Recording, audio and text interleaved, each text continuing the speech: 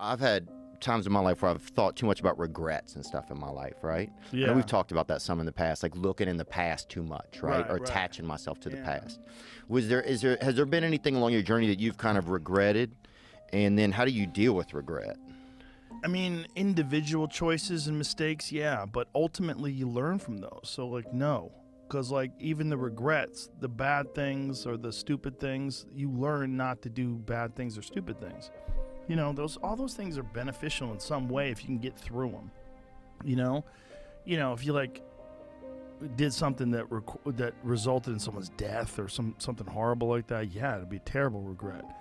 But I've been very fortunate that hasn't happened. But the dumb shit that I've done or the bad mistakes that I've made, they've taught me. You know, you learn. Like, that's why failure is so important. Like, failing and fucking up and making mistakes, it's very important. That's how you learn. That's how the bad feeling that you get from something that you shouldn't have done or wish you didn't do or wish you did better. Like, especially failing at something where you half-assed it and you just feel like a fucking loser. Like, that just teaches you. It teaches you to get your shit together. Well, you have such a good ability to learn from those things. Some people, I think, kind of it's just like it gets repetitive for some people. That's dangerous. Yeah, it's dangerous to dwell on past mistakes because people sort of define themselves by the worst moments that they've ever had. And if that's the case, like, some people are stuck in high school. You know, they're stuck in failures that they had, like, when they were first getting jobs, and they always think that they're a loser, and they don't like the feeling of failure, so they keep low expectations so that they never have to feel that. You got to get through it. You got to get through bad feelings. You got to get through failure.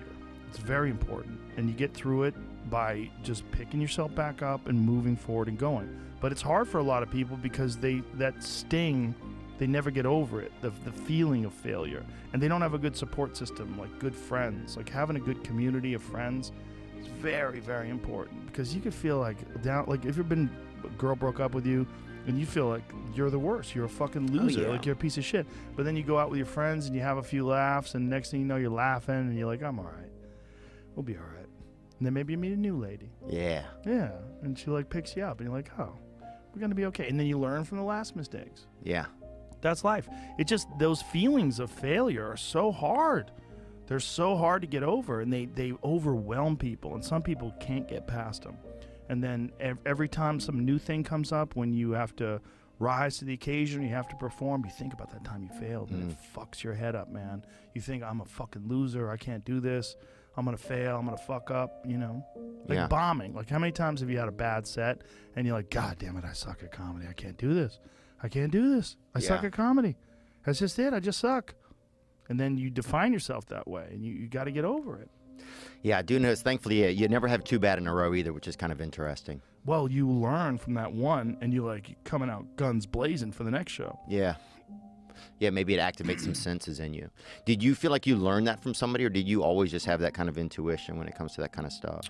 I think I learned it from martial arts, because you get your ass kicked, and like, you don't want to get your ass kicked again. You either quit fighting or you learn how to get a lot better, you know? And then you get your ass kicked in training, which happens all the time. And, you know, you learn from those mistakes. You learn, you know, like, maybe you were stationary too much, or maybe you telegraphed too much, or maybe you got tired and you haven't been doing your cardio. Like, those failures that you have from martial arts are so consequential, because you get hurt. Like, you physically get punished, and then you don't want that to happen again. So you got to be either quit or get way better.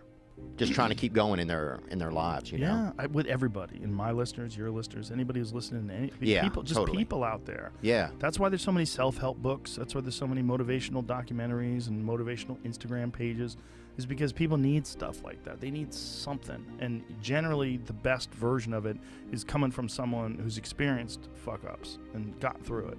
Yeah. You know?